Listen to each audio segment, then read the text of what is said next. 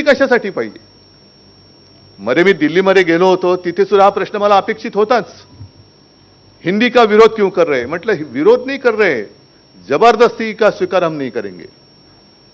आणि ज्याला जेवढी पाहिजे, जी पाहिजे ती भाषा तो शिकतोच. आणि हा प्रश्न मला हिंदी पत्रकाराने विचारला, नंतर मी हिंदीत त्याला उत्तर देत होतो. मी त्याला म्हटलं, आता हे उत्तर मी तुला कोणत्या भाषेत दिलेलं आहे? हिंदी. म्हटलं मग माझी हिंदी कळते ना तुला? तो हो.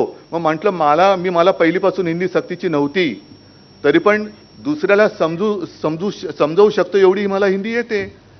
आता माझ्याही पेक्षा जास्त चांगले आपले पंतप्रधान बोलतात. आता ते कोणत्या शाळेमध्ये शिकले? त्यांना पहिलीपासून हिंदी सक्तीची होती का?